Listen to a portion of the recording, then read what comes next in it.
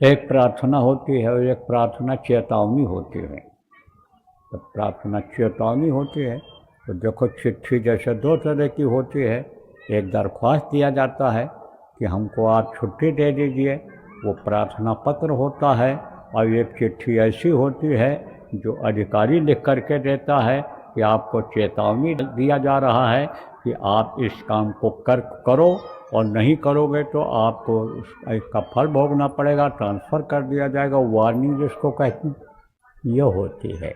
ऐसे ही प्रार्थना देखो गाई जाती है, ऐसे ही प्रार्थना समझाया जाता है कि कुछ लेकर नहीं आए हो ना कुछ लेकर जाओगे।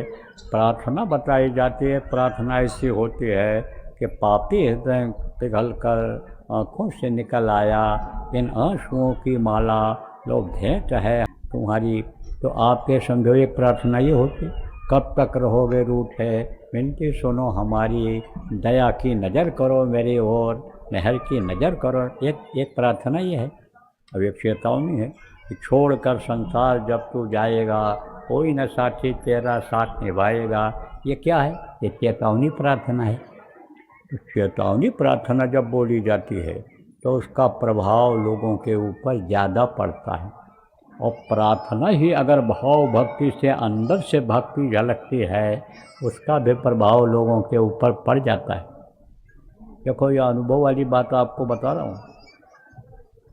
गुरु महाराज के पास रहने का 40 साल मौका मिला और हर तरह से गुरु महाराज ने बताया सिखाया हर चीज़ को।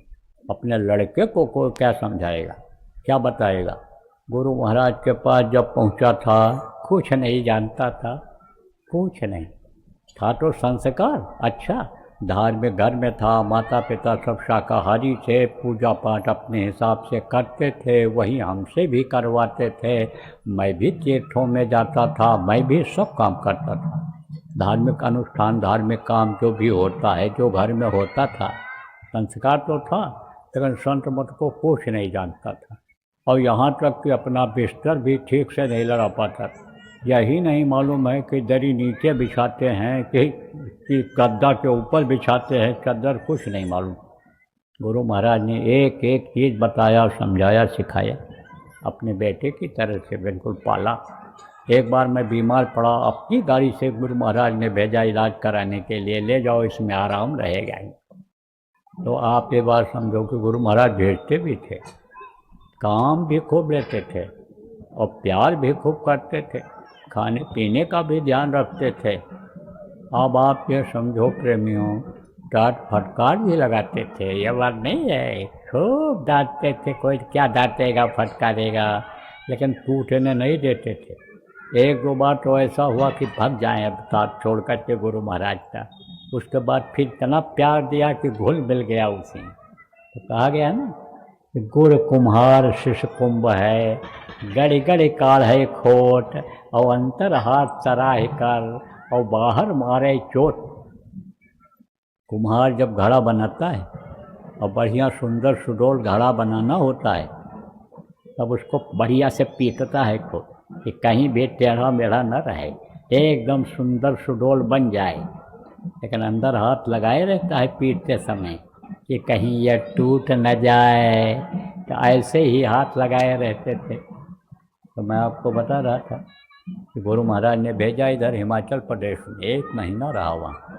तो हमारे साथ 4-5 लोग और थे, 3-4 लोग, गाड़ी पे गया था मैं वहाँ। तो अब आप ये समझो प्रेमियों कि वहाँ पर आबादी कम है। हिमाचल में आपके इधर पहाड़ी में देखो दूर दूर घर हैं, जैसे घनी आबादी यहाँ नीचे है, ऐसा पहाड़ी में नहीं है उधर। तो वहाँ हिमाचल में एक गाड़ी जा रही थी, तो जो भी ये नियम था वहाँ का, कोई गाड़ी घोड़ा कोई लेकर जा रहा हो, हाथ उठाओ तो बैठा लेता था। तो एक आदमी खड़ा, तो हम लोग भी बैठा लिए उसको। अब हम लोग कुछ नहीं बात किए, बैठा रहा पीछे, हम लोग प्रार्थना बोलते रहे। जहाँ हमको जाना था वहाँ तक में 3-4 प्रार्थनाएं हो गई। कुछ प्रार्थना भी हुई, भाव से भक्ति थे, और रूखा सूखा मिलता था खाने को है, तो उससे अपन साफ रहता था, शुद्ध चीज़ें मिल जाती थीं। अंडा फंडा वाली दुकान की कोई चीज़ हम लोग खरीद कर नहीं लाते थे पकाने खाने के लिए, और अपना अपने हाथ से पकाते थे, लकड़ी बीन कर जंगल से लाते थे। लोग देखते थे भाई ये वास्तव में त्याग कर रहे हैं। तो जब आदमी त्याग करता है तो भजन में मन लगता है, थोड़ी भक्ति जगती है, भक्ति जगती है, प्रेम जगता है। तो प्रेम से अपना बोलते रहे। अब वो जब उसकी जगह आई तो कहा हमको उतार दीजिए, तो ड्राइवर ने उतार दिया इसको। अब वहीं जाना था जहाँ हम लोगों को जाना था उसको, तो पहले उतर गया। हम लोग उसी बाज़ार में जो शहर टाइप का था वहाँ आगे गए, रुके, वहाँ जगह देखा, वहीं ठहरे। अब गए भैया राशन खरीदने के लिए, साग सब्जी दूसरे दिन की बात है, तो वही मिल गया वहाँ। कहाँ मिल गया? जहाँ साग सब्जी और उसकी दुकानें थी। तो उसने जो है कहा महाराज कहाँ जा रहे हो? हम ही से कहा अपनी बात बता रहा हूँ। तो हमने कहा जा रहे हैं थोड़ा राशन पानी लेने ये सब। तो उसने कहा आपने पहचाना? हम नहीं पहचान पाए थे। बोला कि जो है वो हम आपके गाड़ी बैठ करके गए थे, तो आप लोगों ने जो प्रार्थना किया उसका हमारे ऊपर बड़ा असर आया, उसने खुद बताया। तो चलो हम खरीदवाते हैं आपको। तब गया वहाँ राशन की दुकान पर, तो सामान हमने सब उनको बताया, ये आप सामान हमको दे दो। जब पैसा देने को हुआ तो उसने कहा पैसा इनसे मत लेना, पैसा नहीं था उसका, पैसा मैं दूँगा। था नहीं उस समय उसके पास। कहा जब तो कहा कि हाँ हाँ ठीक है कोई बात नहीं है। दुकानदार ने कहा ले जाओ, तो हमने कहा नहीं पैसा आप नहीं देंगे, पैसा मैं दूँगा। तब कहा नहीं हम देंगे। दुकानदार भी न ले। अरे हमने हाथ जोड़ा दुकानदार से, कहा भैया हम लोग किसी खाते नहीं लेते नहीं हैं, हम लोग अपना खर्चा करते हैं, हम लोगों को दिया है लोगों ने। हमने उसको कुछ थोड़ा समझाया कि भाई जिसका खाओ, जिसका हो उसको कुछ मिलता है फल इसका, उसको भी तो जो बहुत लोग मिल कर के दिए हैं हम लोगों को, उसको भी कुछ फल मिल जाए, आपको अकेले या इन्हीं को क्यों मिले। सोचता रहा वो व्यक्ति, और वो दुकानदार भी इससे प्रभावित हो गया, तो उसको पैसा दे दिया। फिर आए उधर सब्जी की तरफ, कहा अच्छा चलो उधर सब्जी ले लो आप। तो सब्जी लिया, तब उसने पैर पकड़ दिया हमारा। कहा सब्जी का पैसा बहुत ज़्यादा महंगाई नहीं होगा, इसका पैसा तो हम अभी तुरंत इनको देते हैं सब्जी का। तो रहा उसका जेब।